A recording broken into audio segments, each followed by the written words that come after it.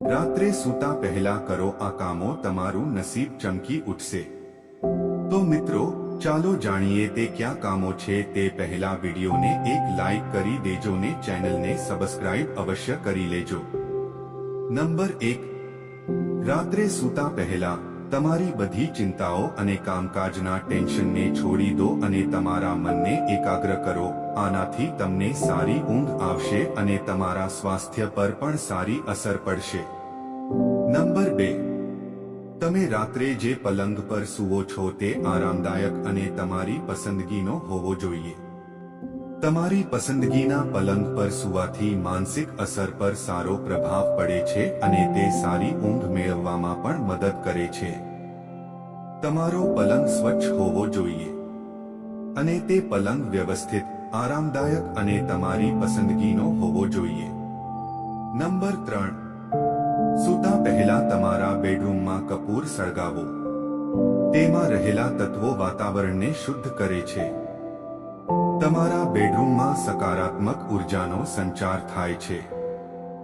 તેનાથી તમને દિવસભર માનસિક શાંતિ મળે છે। ટેન્શન સંપૂર્ણપણે દૂર થઈ જાય છે। નંબર 4, તમારે રાત્રે સૂતા પહેલા તમારા જીવનમાં શું કરવું છે તે વિશે વિચારવું જોઈએ। આમ કરવાથી તમારા વિચારોને સકારાત્મક ઉર્જા મળે છે અને તમે જે પણ વિચારી રહ્યા છો તે પ્રાપ્ત થવાની સંભાવના છે। જો તમારે કાલે શું કરવું છે તો તે તમારી પાસે તમારો વ્યવસાયિક પ્લાન છે। જો તમે અભ્યાસ કરો છો અને તમે વિદ્યાર્થી છો અને આવતીકાલે મારે ઘણા બધા વ્યાખ્યાનો પૂરા કરવાના છે તો તે પૂર્ણ કરવાની તકો વધી જાય છે। નંબર 5, મિત્રો, હંમેશા ધ્યાન રાખો કે સૂતી વખતે તમારા પગ દરવાજા તરફ ન હોવા જોઈએ। આવું કરવાથી સ્વાસ્થ્ય અને સમૃદ્ધિની હાનિ થાય છે। નંબર 6, રાત્રે સૂતા પહેલા પાણી પીધા વિના અથવા પગ ધોયા વગર ક્યારે સૂવું જોઈએ નહીં। પલંગ તૂટેલો હોય તો તમારે પથારી પર પણ સૂવું ન જોઈએ। આનાથી બચવા માટે તમારો પલંગ તૂટેવો ન હોય તેનું ખાસ ધ્યાન રાખવું જોઈએ। તમારી બેડશીટ ફાટેલી ન હોવી જોઈએ। નંબર 7, રાતનું ભોજન હંમેશા સૂવાના 2 કલાક પહેલા જ કરી લેવું જોઈએ। કોશિશ કરો કે રાતનું ભોજન સાવ સાદું હોય અને ખૂબ જ હળવું હોય। તે પછી વજ્રાસનમાં બેસો, પછી ભ્રમરી પ્રાણાયામ કરો અને અંતે શ્વાસ લેતી વખતે સૂઈ જાઓ।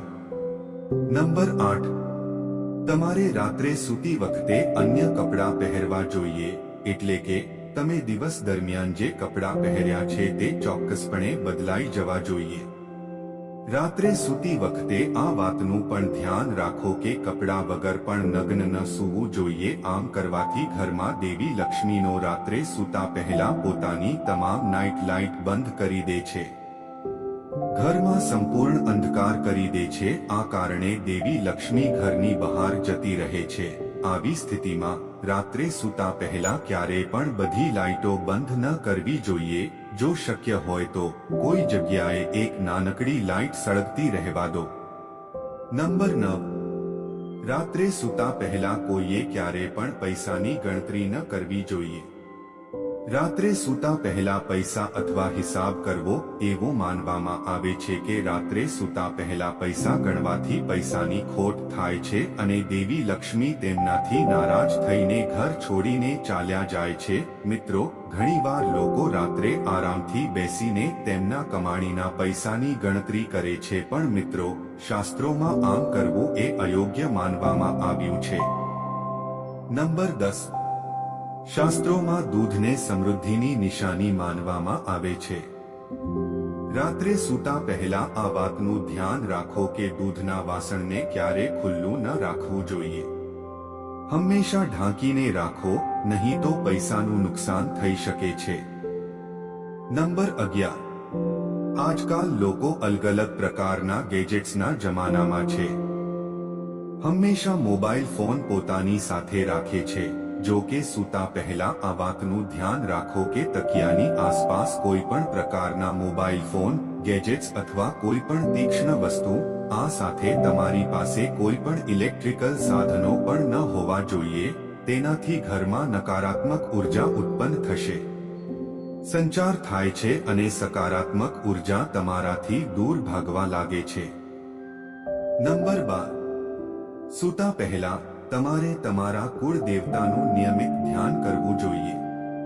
તમે જે પણ દેવી દેવતામાં માનતા હો, જેનામાં શ્રદ્ધા હોય તેમને યાદ કરો. દિવસભર તમે જે પણ કામ કર્યું હોય તેના માટે તેમનો આભાર માનો, તેમને ધન્યવાદ કહો. ત્યારબાદ તમારે રાત્રે હંમેશા તમારી ડાબી પડખે સૂવું જોઈએ. આમ કરવાથી તમારી પાચન પ્રક્રિયાને સ્વસ્થ રહે છે અને તમારું સ્વાસ્થ્ય પણ સારું રહે છે. મિત્રો, આજની કહાની કેવી લાગી કમેન્ટ કરીને જરૂર જણાવજો. અને વિડિયો સારો લાગ્યો હોય તો લાઈક અને શેર જરૂરથી કરજો. અને ચેનલ પર નવા હોય તો આ અમારી ચેનલને સબસ્ક્રાઇબ કરવાનું ભૂલતા નહીં. ફરી મળીશું એક નવા વિડિયો સાથે. જય સ્વામિનારાયણ, જય શ્રી કૃષ્ણ, હર હર મહાદેવ.